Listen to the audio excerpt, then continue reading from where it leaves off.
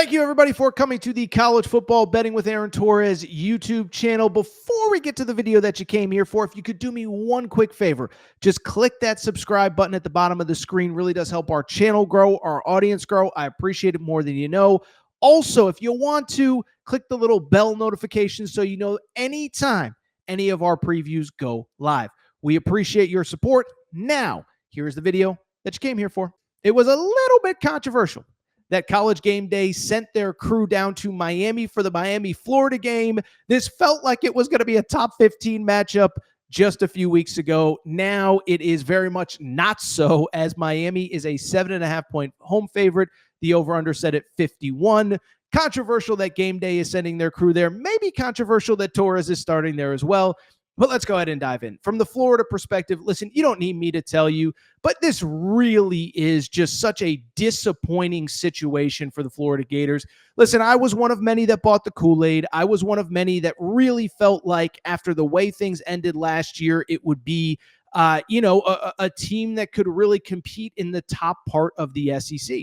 And I think what's been so disappointing is not just the losses, but the manner in which they've happened. Billy Napier just fumbling everything in that loss to USF. We talked about it last week. And then I think the especially frustrating thing, and we've certainly talked about it plenty on the Aaron Torres pod this week, is that DJ Lagway, even though maybe through those first two games it felt like a little bit of regression, bottom line is this was your saving grace. This was the shining star in the otherwise dark world that is Florida football. And so to watch him go to Baton Rouge, watch him throw 5 interceptions, it was just a tough watch. I'm not a Florida or LSU or Miami fan, but listen, I can't speak for everybody. I don't want to see people fail. And in a game like LSU, Florida, or Florida, Miami, or whatever, I want to see a great team rise up and win, not just a team give a game away. And I think that's largely what happened. And again, nobody's feeling too much sympathy for DJ Lagway with all that NIL money that he's making. But man, oh man, just, you could have given me a million scenarios in which Florida lost that game. DJ Lagway with 5 interceptions certainly was not one of them. I think the other thing that is especially disappointing for Florida in that game is that you really played pretty well everywhere other than the quarterback position, right? You didn't run the ball great, but I don't know that anybody will against LSU. But that defense held LSU. Florida outgained LSU in terms of total offense. So the defense did its part. Worth noting, the defense also, and this is important, defense also only gave up 1 touchdown last week. One offensive touchdown for LSU, 6 points via field goals, 1 via a pick 6. And I will say, I'm not defending Florida. I'm not trying to, cape for Billy Napier, but a play or two away from winning that game in Baton Rouge. Now, again, maybe that's a byproduct of LSU maybe not being as good as we thought. Certainly that reporter that asked the first question to Brad Kelly at the press conference is unimpressed by what he's seen so far. But I also think, again, it doesn't matter who's good and who's bad. You were a play or two away from really being in that game. Unfortunately, when you throw 5 picks, that tends to happen. From the Miami perspective, let's give credit where it's due. And I said this after the Notre Dame game. Mario Cristobal, I think, gets way too much heat for whatever. For some reason, he's just one of these guys that Twitter has decided doesn't know what he's doing. Well, think about all of the guys that took over jobs in the same year as Mario Cristobal.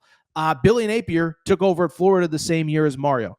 Who do you think has his program in better shape? Lincoln Riley took over the same year. I think Mario probably has the edge there. Brent Venables, we'll see. We'll certainly talk about him in a minute.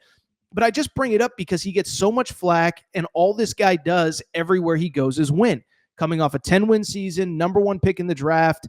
And I think what he has proven this year, and by the way, I understand there were some bad losses last year. By the way, all of a sudden Georgia Tech is just maybe not a bad loss. Remember, they lost to Georgia Tech last. Georgia Tech's beating everybody now. Okay, Georgia Tech, who the heck knows? Maybe they'll be in the college football playoff this year.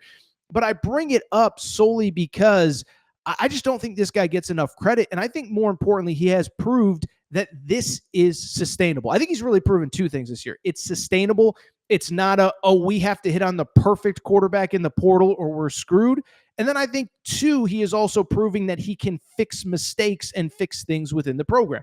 As far as the sustainability part, listen, 3-0, 2 ranked wins. I know Notre Dame's a little bit controversial right now because Notre Dame is ranked at 0-2, but that's a really good football team. They easily could have beaten A&M. and Miami was largely in control for most of that game. I think we have to give credit to Carson Beck. This was one, listen, I got a lot of stuff wrong in the preseason. Don't remind me about my Clemson for the Natty pick or my Florida to the college football playoff pick. But at the same time, like I did say, I was like, I think Carson Beck got a little bit of a bad rap last year at Georgia. You lose Brock Bowers and Ladd McConkey, and the wide receiver core let him down. The O-line couldn't run block. They didn't really run the ball last year. And so a lot was on Carson Beck. And while this guy has come back with a vengeance and he has been phenomenal through just a couple games, and I know the season is just now starting to ramp up, but it doesn't change the fact Carson Beck this season, 79% completion percentage, almost 10 yards per completion, 7 touchdowns thrown so far. And then to the point that I made earlier about Mario being able to fix things internally within the program, listen, the defense isn't a finished product. They need to be better. I think Mario would say that after last week against South Florida. I know they only gave up 12 points to South Florida, but also gave up, close to 300 yards passing.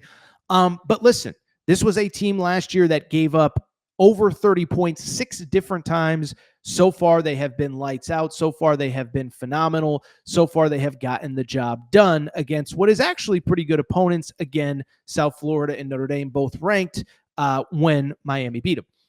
So that's the kind of preview where we're at with these two teams. Let's get to the pick. Miami is a 7.5-point favorite. I didn't mention this, but the line has actually come down in the Circa Sportsbook. It opened at Miami -8.5. It is now 7.5. Over under set at 51. I'm going to be a little controversial here. I'm going to actually take the Florida Gators to cover the 7.5. Let me say this. Of all my picks this week, this is probably the one I'm least confident in because being confident in this pick basically means that you trust Billy Napier, and I don't know that I should be doing that. But at the same time, let's also, let's look at this thing from a 30,000-foot view, right? As bad as it's been for Florida, and it's been terrible, it isn't hyperbole to say in both of their losses, they were a play or two away from things being different. And that's not to excuse what happened, by the way. Billy Napier, not good against South Florida, but if he just runs the football against South Florida with, kind of in that under 3-minute range, what does that mean for his team? Does USF force to burn the timeouts? Do they have time to get that last score? Oh, by the way, I hate to say it. I hate to blame it on one person, but what if the kid doesn't spit out the South Florida player and get a 15-yard penalty?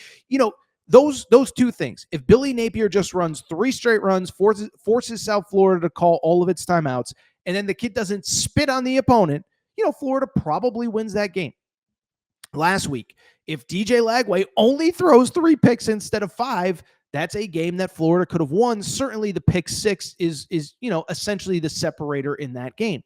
And so I bring it up because they haven't been that far off. And I do think, desperation is kicking in, whatever going into this game. And I do think it is worth noting. If you want to, I wouldn't say criticize Miami because this isn't a criticism. I think they've been awesome across the board. But what did I just say a minute ago? That pass defense did give up close to 300 yards passing against South Florida last week. CJ Carr got into a comfort zone late in the Notre Dame game. CJ Carr, people forget this, actually threw for more yards than Carson Beck in that game. And although the secondary is much improved, it's still probably not where it really needs to be. A bunch of new faces, whatever. And so my only point is, if DJ Lagway could just be okay, again, I just don't think this team is that far off, and I do think they can go on the road and at least be competitive in a game where I would think, in theory, they're going to have a lot of fans in the stadium. Now, maybe all the Florida fans sold their tickets to Miami fans. I don't know, but I don't think this is going to be, and I know everyone's always taking shots at Miami fans. Miami's got a great fan base when they're good, whatever, but I just bring it up because I think there's going to be a lot of Florida fans in that building. And I do think, Miami's kind of riding high, 2 ranked wins. Is there a possibility that they let up? Carson Beck, as good as he's been, has turned the ball over a few times. The Florida defense is, this is the craziest stat on Florida's defense. Florida's defense, I believe, has given up 1 touchdown in 3 games. They gave up a defensive touchdown when they were on defense in the South Florida game, otherwise held them to field goals. It was the 1 offensive touchdown against LSU, 0 to South Florida. So they've given up 1 offensive touchdown in 3 games. just bring it up because I could see the scenario where this is close. I don't know that I'm totally ready to take Florida to pull off the upset, but do I think they can keep it close? Do I think it could be 31-28, 28-24? I do. Go ahead, give me Florida plus 7.5. That is our official pick via the Circa Sportsbook.